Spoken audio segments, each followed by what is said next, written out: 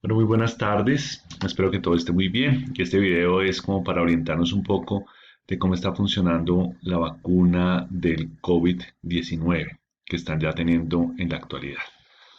Entonces, antes de eso, quisiera como recordar brevemente ciertos conceptos de biología molecular. Eso suena así muy rimbombante, pero pues simplemente es que es una bacteria, que es un virus, y todo eso pues para poder entender cuál ha sido la tecnología que están empleando ahorita los laboratorios o lo que se dice, la plataforma en la cual se está basando estas vacunas. Entonces, quiero comenzar con recordar, ese es un examen, una presentación muy sencilla, pero a la vez lo que yo quiero es precisar los conceptos. Entonces, todos nos conformamos por células. Fíjense las diferentes tipos de células, si estamos hablando del cartílago, si estamos hablando del sistema nervioso, si estamos hablando del adiposo, si estamos hablando del tejido óseo, la sangre, el tejido epitelial, o sea, la piel, el tejido conjuntivo. Entonces observen que todas las células son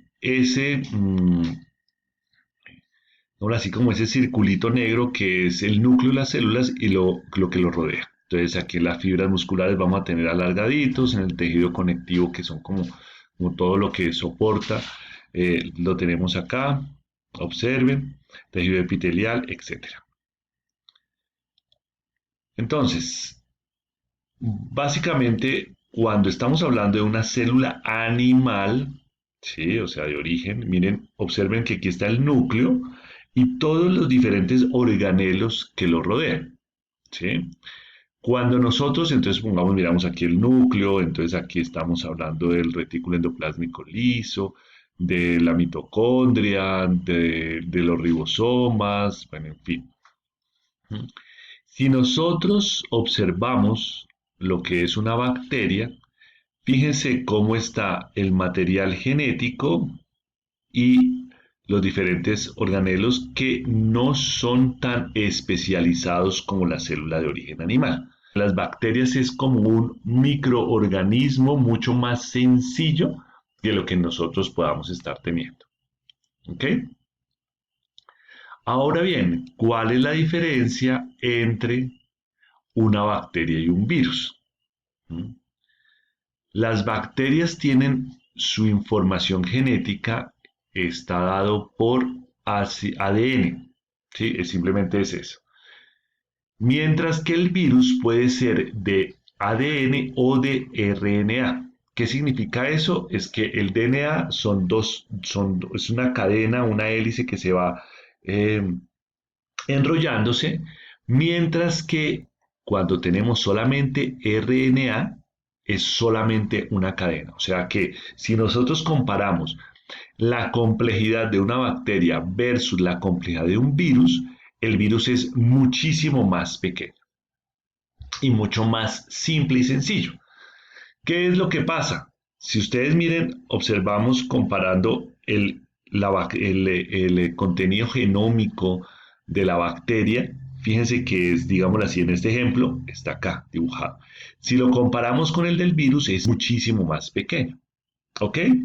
Una de las características importantísimas es que las bacterias se pueden replicar por ellas mismas, mientras que los virus necesitan parasitar una célula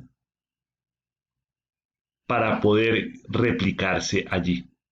Es decir, que si nosotros miramos la diapositiva anterior, si nosotros, el virus entra acá, cuando ésta se empieza a dividir, el mismo virus empieza a replicarse con ella porque no tiene las enzimas necesarias para poder fabricar su propio material genético y así replicarlo. Entonces, por eso necesita una célula humana. La bacteria no, ¿sí? Por esa razón es que cuando nosotros tenemos una infección por bacterias, es muy fácil, nosotros tomamos un medicamento que es antibiótico y ese medicamento antibiótico va a o paralizar las bacterias o las va a matar. ¿Mm? Por esa razón es que es muy difícil controlar las infecciones virales, porque estas infecciones virales, el virus se esconde dentro de la célula, ¿sí? Y al esconderse dentro de la célula es muy difícil atacar. ¿Ok? Bueno, muy bien. Ahora observemos esta diapositiva.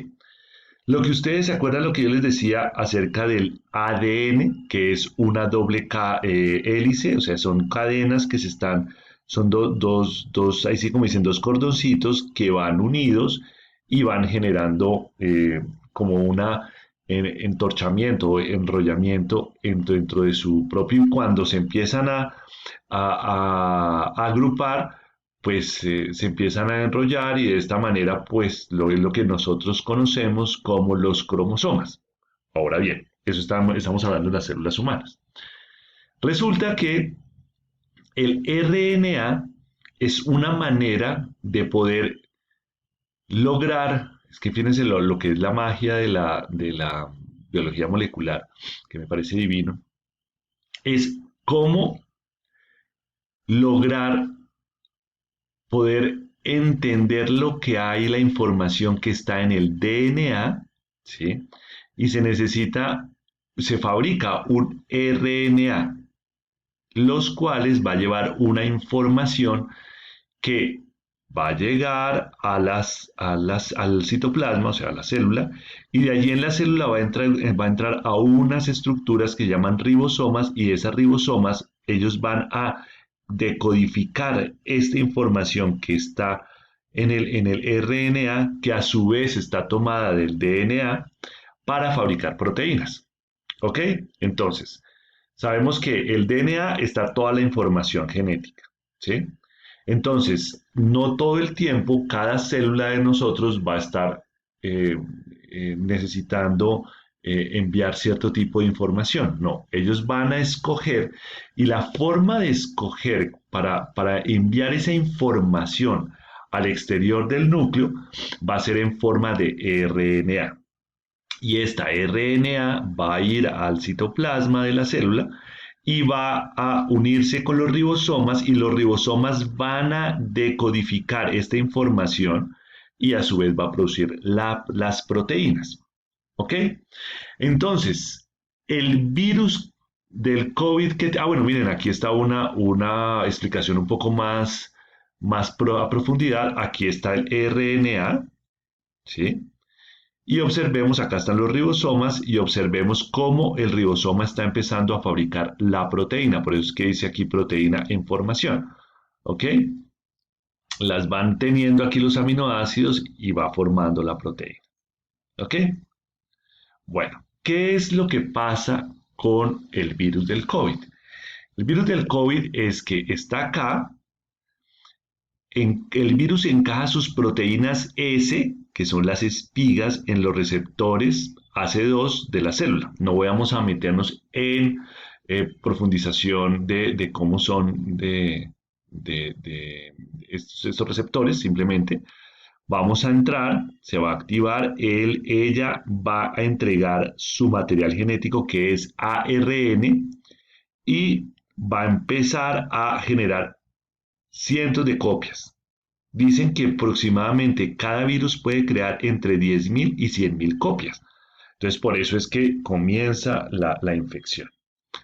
Entonces, este es un esquema del virus del COVID. Tenemos que aquí la información es RNA, ¿sí? Acordémonos que solamente es una cadenita. Y resulta que aquí en este esquema ustedes van a observar que aquí hay una parte muy importante que dice gen de las espigas. ¿Y las espigas cuáles son? Es estas. ¿Mm? Son lo que más, las famosas coronas que nosotros estamos observando, y por eso le llamamos coronavirus. Entonces, este RNA, imagínense lo que hicieron los científicos, que me parece súper bonito, es que cogieron ese RNA mensajero y lo pudieron aislar. Entonces lo tenemos aquí, este RNA, que ese es el gen que produce las espigas, lo aislaron y lo pusieron acá, ¿sí? Y lo rodearon de unas nanopartículas de lípidos para que pueda viajar por todo el cuerpo y poder entrar a la célula para poder empezar entre comillas, a que se empiece a producir esta información genética. Ya, entonces ya te vamos a dar. Entonces, el RNA mensajero se puede fragmentar a temperatura ambiente, por eso se necesita que la vacuna esté a menos 70 grados centígrados para poder ser viable. Por esa razón es que esta vacuna en particular se tiene que estar muy refrigerada. ¿Qué es lo que pasa? Entonces volvemos a lo mismo. Ese RNA va a producir acá en este paquete enzimático, con los ribosomas, etcétera, va a producir las proteínas de las espigas del virus. Entonces aquí está el RNA mensajero, ¿sí? Y entonces empieza a entrar. Va a hacer traducción de RNA mensajero, y aquí ustedes van a observar que de este RNA mensajero van a producir por medio de los ribosomas, va a producir las espigas. ¿Sí? Entonces se van a empezar a producir espigas o fragmentos de otras proteínas. ¿Para qué? Para que después esta célula no es que vaya a producir el virus como tal, sino va a producir el fragmento, uno de los fragmentos más visibles del virus, que son las espigas. Entonces esta célula genera una expresión de espigas. ¿Sí? Bueno, muy bien. ¿Y qué pasa? Cuando se muere esta célula, porque todas nuestras células están muriendo, etc., van a salir al torrente estas espigas.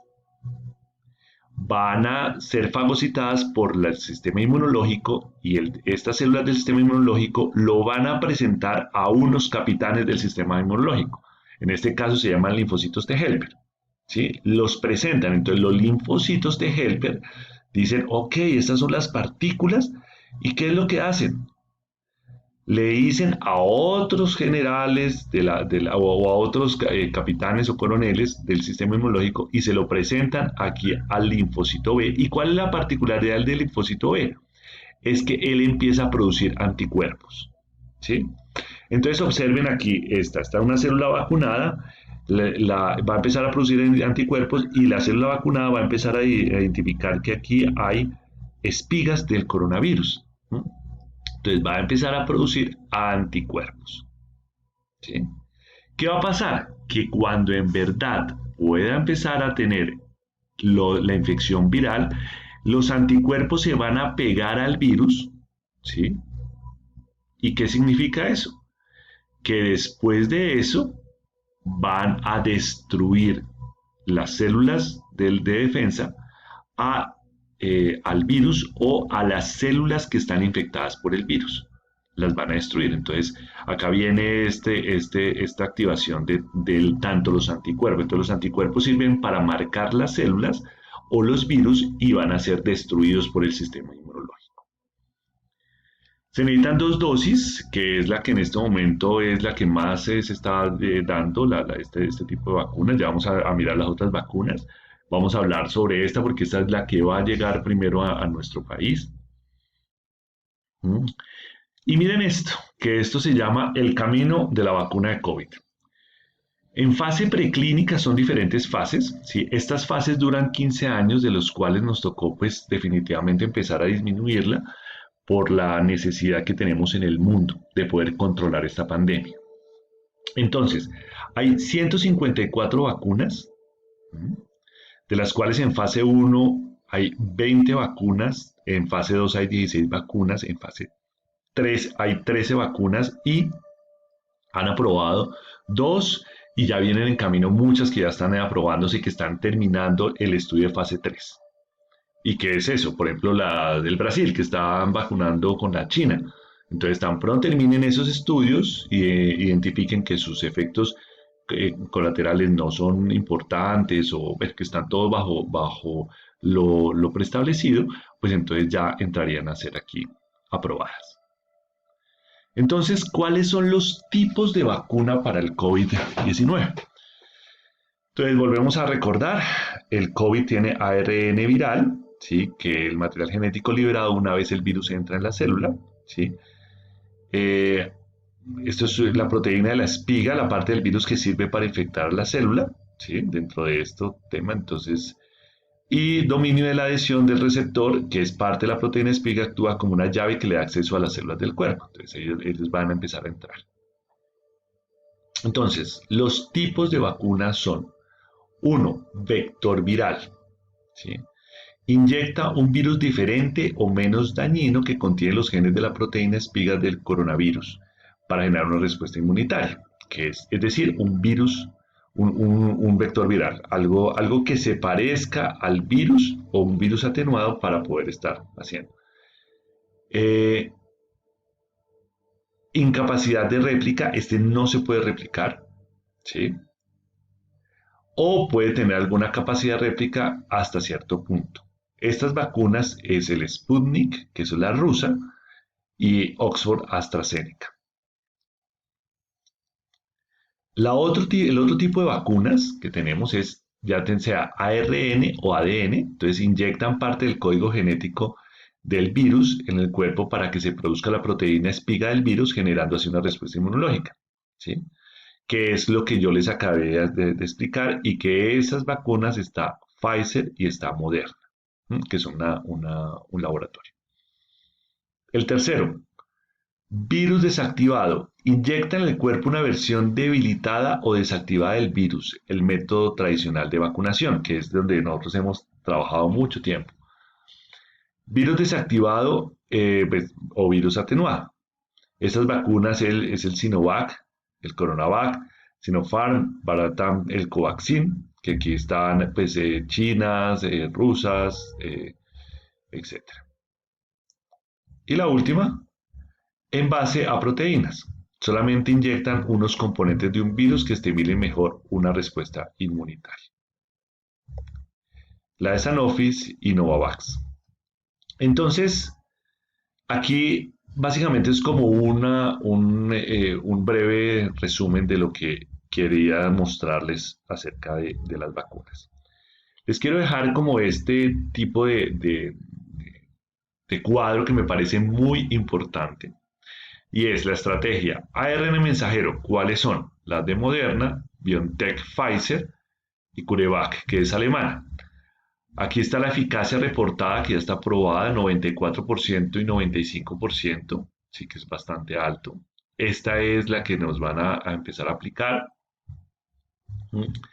La de Moderna está entre -20 grados centígrados, y también hay dos dosis. La de Pfizer son 70 grados centígrados, que es muy fría, y dos por separado por cada 3 semanas. La CureVac se puede aplicar a 4, se tiene que aplicar a 4 centígrados. Las de ADN es una japonesa, ¿sí? Pero están en fase 3 y fase 3. Las del vector viral, está la AstraZeneca de Oxford, ¿sí? Que está diciendo que se tiene un 70% o hasta 90%, pero todavía eso se está mirando. Tenemos que esos están a 4 grados centígrados, o una rusa que tiene una efectividad del 91.4 y 4 grados centígrados. Seguimos con el vector viral, que está la de CanSino, que es una china, y está la de Johnson Johnson, que esa en teoría también ya compró Colombia, en la cual solamente es una dosis y está a 4 grados centígrados. La otra, las que son segmentos de proteínas, hay una canadiense y hay una de Estados Unidos, que también está en fase 3. Y la del virus inactivado, está el Sinopharm, que es China, Sinovac BioNTech, que es China. Estamos hablando de que fase 3 en curso y 79%. Entonces, fíjense que hay una gran cantidad de vacunas que cada vez van a salir al mercado, y eso, ¿cuál es lo bueno? Es que vamos a tratar de inmunizar la mayoría de la población mundial. ¿Y eso qué significa? Que este año va a ser el año de la vacunación. Entonces, aquí vienen las precisiones, que me parece importantísimo. En este momento hay una gran preocupación porque los movimientos antivacunas, claro, pues están diciendo, ¿será que si son confiables, etcétera? Es mejor no vacunar, en fin. Eh, Afortunadamente, lo importante que ustedes están observando del mecanismo, por eso fue que les mostré todo este tema del mecanismo de las vacunas, mm, es que no hay una inserción dentro del ADN de las células, ¿sí? De humanas, sino simplemente uno introduce un segmento que es el ARN mensajero, que es el que va a expresar la cierta proteína del coronavirus para que sea identificable y así generar anticuerpos. Entonces, que son confiables en este momento, pues están los estudios mostrando que sí. ¿Qué efectos secundarios tienen? Esos son los efectos que, pues, básicamente haya, claro, uno empieza a mirar que de todo lo que está empezando a vacunarse en el mundo, en los países, especialmente que ya comenzaron la vacunación, hay unas reacciones alérgicas, ¿sí? Que está descrito dentro de la literatura, ¿sí? Es decir, rubor, calor ahí en el sitio donde donde se le está dando. No le va a dar a uno COVID por ponerse la vacuna, ¿sí? Especialmente cuando estamos hablando de ARN mensajero o de los virus inactivos, porque pues están precisamente atenuados, o si son fragmentos de proteína tampoco. Entonces eso en este momento eso está viéndose. ¿Qué ha pasado? Que todos hemos escuchado, no, que le pusieron la vacuna y se murió después. Esos son casos que quizás se están empezando ahí a estudiar porque pues quizás hubo otro mecanismo que no está relacionado con la vacuna. ¿Puedo contraer COVID después de vacunado? Esa es una pregunta muy importante, ¿sí? Que yo me vacune, ¿sí? No quiere decir que esté exento a que no me vaya a dar COVID. Sí me puede dar COVID, pero la idea que es, o el concepto muy importante es que no vaya a complicarse, ¿sí? Es decir, es disminuir las probabilidades y el riesgo de que yo termine en una unidad de cuidados intensivos. ¿Cuáles son las ventajas de vacunarse? Las ventajas es que entre más población estemos vacunados, más disminución de transmisibilidad pues va a tener y menos afectación va a tener. Es decir, si estamos aproximadamente más del 70% de la población, ya sea que nos dio COVID o ya sea que hemos tenido vacunas, pues básicamente esto va a ser muy bueno para la inmunidad. Aquí vienen muchas preguntas, ¿no? ¿Cuánto tiempo es la efectividad cuánto nos dura esa memoria inmunológica? Así lo mismo cuando estamos hablando de que si a mí me dio COVID, ¿cuánto tiempo vamos a tener los anticuerpos presentes? ¿Sí? Eh, entonces, pues se ha dicho que básicamente la memoria inmunológica va a ser 5 o 6 meses. Pero, por ejemplo, eh, se está escribiendo los casos de reinfección, ¿sí? Y si hay casos de reinfecciones, ¿qué es lo que pasa con este tipo de población? La mayoría han descuidado mucho sus medidas de bioseguridad, que eso está muy relacionado, ¿no? Entonces, ¿qué pasa si yo me vacuno y entonces ya